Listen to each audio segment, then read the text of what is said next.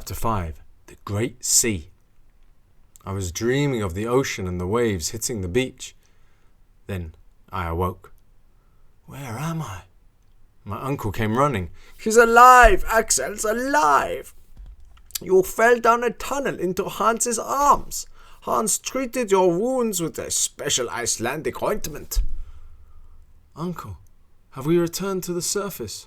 No, of course not. I must have hit my head hard. I keep hearing the ocean. Your hearing is fine, nephew. There is something outside you must experience for yourself. Outside? My curiosity got the best of me. A sea? How is this possible? More precisely, the Leidenbrock Sea. Having discovered it, I decided to give it my name. Some ancient earthquake must have split open the sea floor of the Atlantic Ocean. Water poured through the cracks. And what a strange, remarkable light. After being trapped in narrow tunnels, it was wonderful to be out in this open space, breathing fresh, salty air. Do you feel strong enough to take a walk? I'd like nothing better.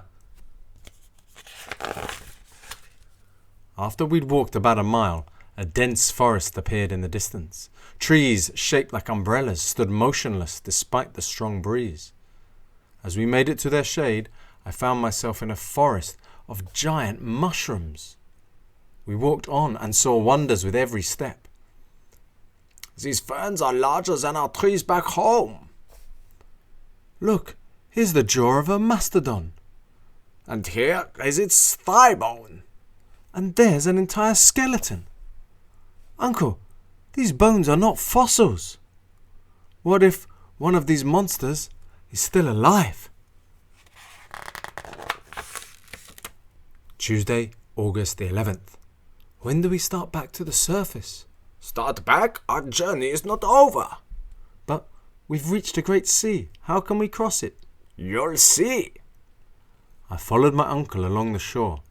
We found Hans at the edge of a little harbour. He was building a raft from giant reeds he'd cut down and tied together with climbing ropes. He'd made a sail from a sleeping rug. Thursday, August the 13th. We loaded our supplies and pushed out to sea. As we were leaving the shore, my uncle suggests we give the harbour my name. I have a better idea. Let's call it Port Gretchen. Port Gretchen it shall be. We travelled at great speed, 75 miles in 24 hours, passing streams of seaweed thousands of feet long. Friday, August the 14th. Hans baited a hook with a piece of salted meat. Soon... This fish has been extinct for millions of years. It looks fresh enough to me. Soon... Sunday, August the 16th. Uncle wanted to measure the depth of the water. Hans tied a pickaxe to a long rope and dropped it over the side of the raft. When we brought up the axe... Teeth! Thunder!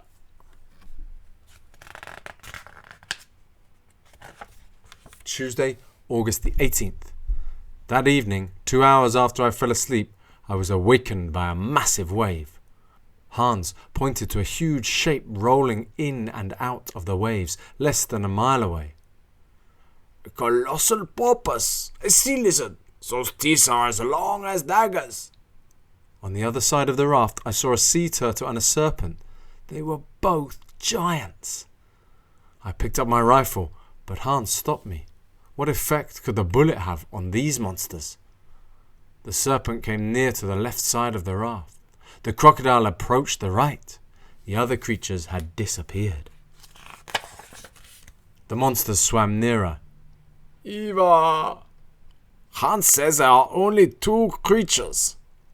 One creature has a porpoise snout, the head of a lizard, and the teeth of a crocodile. It's the most fearful of the sea dinosaurs, the ichthyosaurus.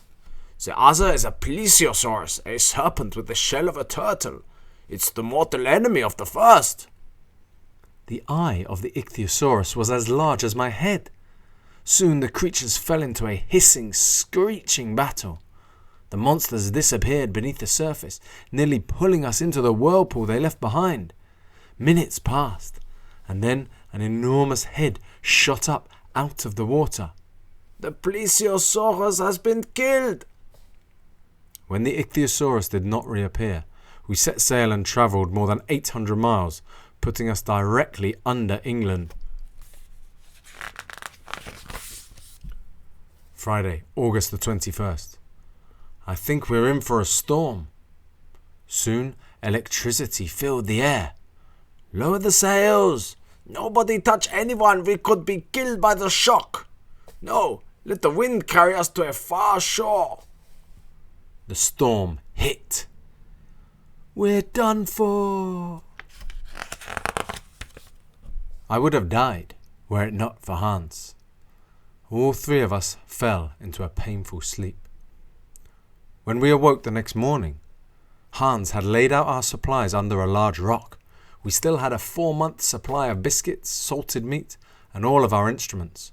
Only our guns had been lost. We're 2,250 miles from Iceland. The Mediterranean Sea is over our heads. We can't say for certain, my boy, until we check our compass. Here it is. That can't be.